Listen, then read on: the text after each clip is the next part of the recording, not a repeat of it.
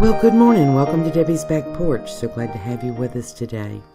If you're looking for something elegant, inexpensive, and pretty easy to make, today's the day for you. This is chicken and puff pastry with herbed goat cheese and mushroom gravy. It's the basis of a really great dinner, maybe your Sunday lunch. Here's your list of ingredients. You can pause and write them down. While you're paused, I'd love it if you'd give us a thumbs up. And if you haven't subscribed, please do.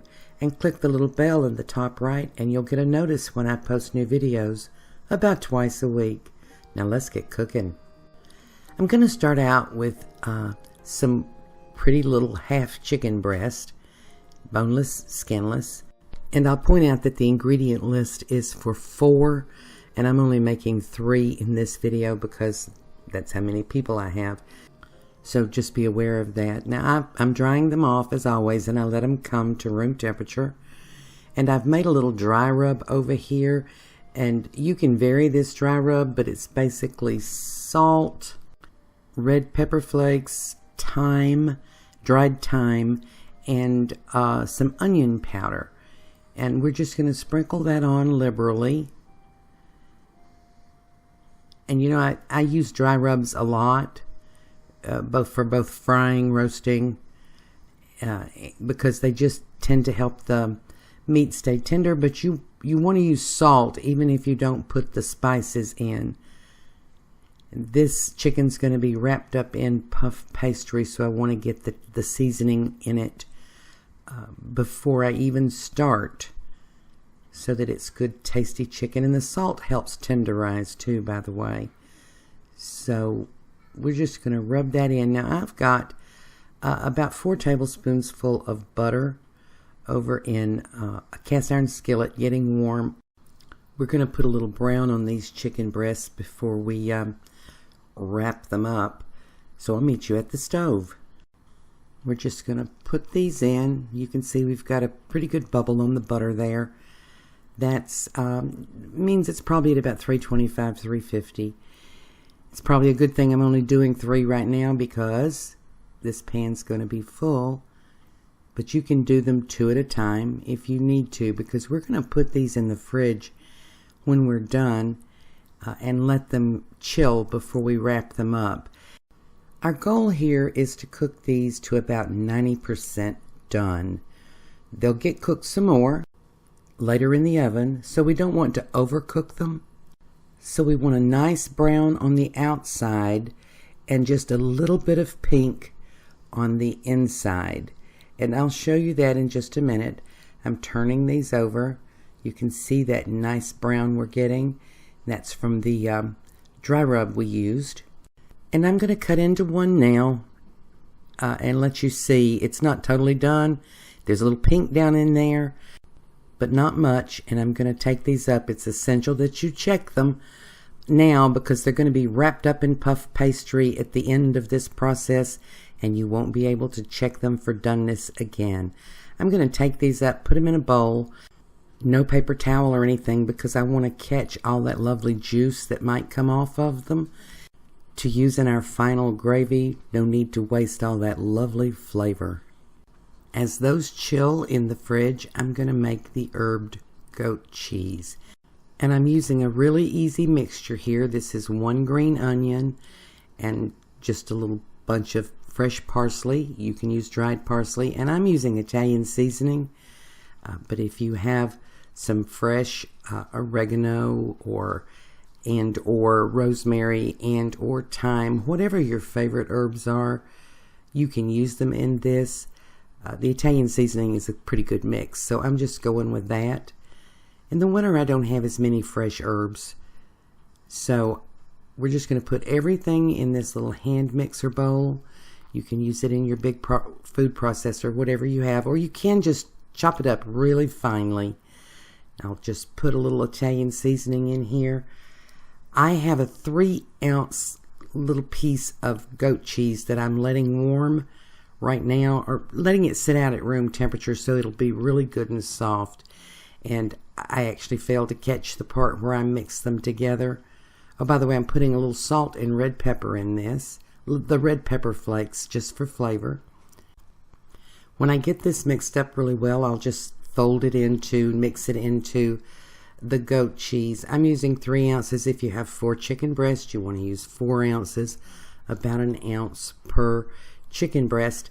And you don't want to put the cheese down into this because it'll just get all gummy. It's easier just to mix it in a little bowl. And here's a little tip for making this step even quicker and easier.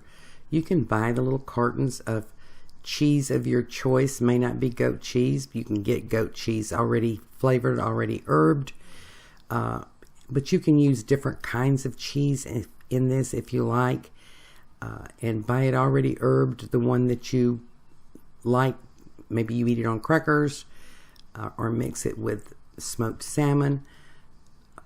But you just want to have some nice flavorful cheese in here, and as we bake the puff pastries, it's going to add all that nice flavor to the chicken. So here we're just going to mix this up until we get a nice small piece texture to this, and then I'll put it together with the goat cheese, and then I'll be ready to take the next step. So here are my chicken breasts. They're nicely chilled. I'm getting out 1 sheet of puff pastry, and yes, I cheated. I am using bought puff pastry. Please feel free to do so. But if you want to make your own puff pastry, you may have a piece in the freezer, which I usually do. And I actually do. I just wanted to show you this with the bought puff pastry. And I open it up, and this is generally about an 8 to 9 ounce piece of puff pastry when you buy it. This is Pepperidge Farm, and it's really easy to use. I cut it into 4 pieces. You can see I have a cookie sheet back here with some parchment paper on it ready for these. We're going to roll this out just to be a little bit bigger. It doesn't have to be much bigger. Just each one wraps 1 chicken breast. And I probably need a little bit more flour there. But you don't roll it out much. You're going to let this stay fairly thick as far as puff pastry goes. My oven, by the way, is preheating to 400. And you want to do this pretty quickly. Just don't waste any time, because cold puff pastry rises better and gets crispier than warm puff pastry. So, and I needed a little more flour here. Let me loosen this up some.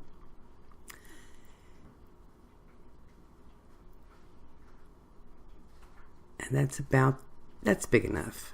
Let's see.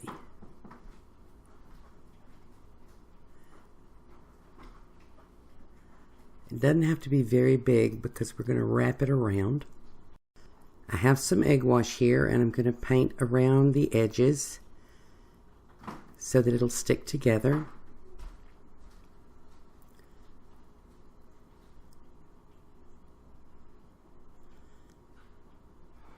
And we're going to build this now from like the bottom up, because we're going to flip it over. So we want the cheese mixture. That's about 1 ounce of cheese mixture. Just split it up, eyeball it, that's fine. And we're going to put that right in the middle. I'm scrambling around here for a spoon. So put that right in the middle.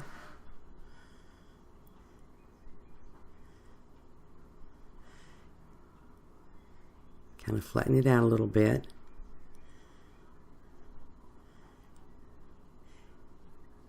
And depending on the kind of cheese you use, the goat cheese doesn't melt a whole lot, but if you use something else, you may want to spread it out a little bit more.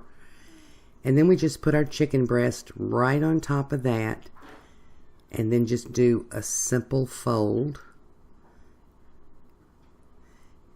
Sorry, I let that stick a little bit.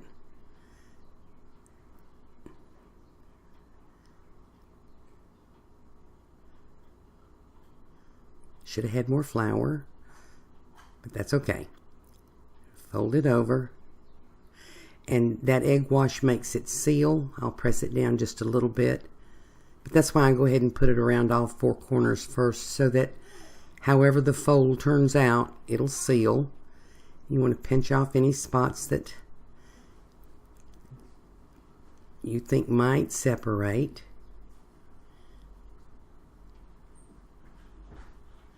And you know, really, no matter how you fold this or seal this, it's going to be pretty. And this is the bottom. I'm going to flip it over. This is the top. That's the presentation side. I'm going to put it right over there on my parchment paper.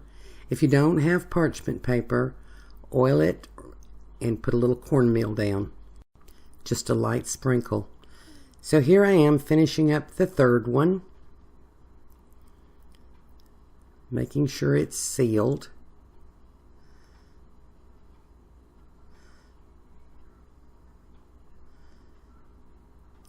And I'm going to move this so that you can see it. I've been doing egg wash, but I'm going to make sure I get it covered pretty well. And of course, you know, the egg wash is the key to your beautiful color. And it also adds a little crispness as it bakes.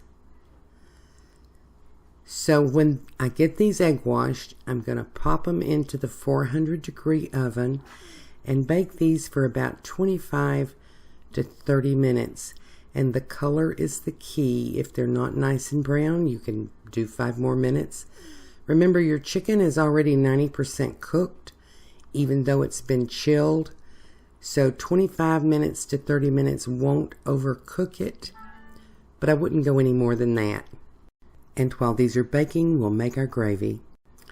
So in the same cast iron pan, you can see I've still got a little oil down in there. And I'm going to just put 4 ounces of sliced mushrooms right into that same butter. There's all kinds of flavor in that butter from where we cooked our chicken. And you don't want to lose that flavor. So I'm going to put some mushrooms in here. I'm going to salt them a little bit. And add a little bit of pepper. And I'm going to cook these until they get nice and brown and done all the way through. And we're going to turn this into some lovely gravy.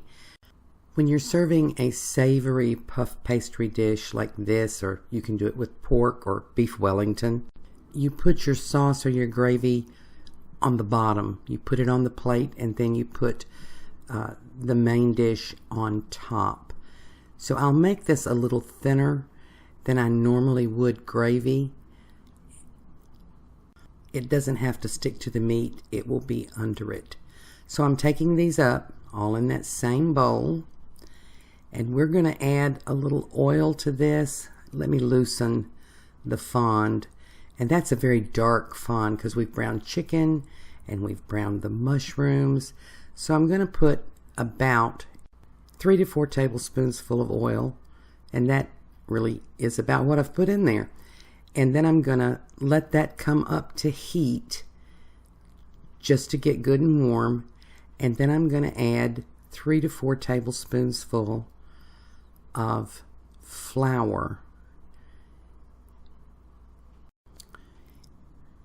And I'll stir that in, and we're going to let this make a medium dark roux because we want to have some color in this gravy. Usually chicken gravy is very light colored, but I want this to be a little bit darker with the mushrooms, more like a brown gravy. And you know, just kitchen basics here. The color in your gravy comes from the time you spend letting the roux brown over medium heat. Now I've got this on medium heat.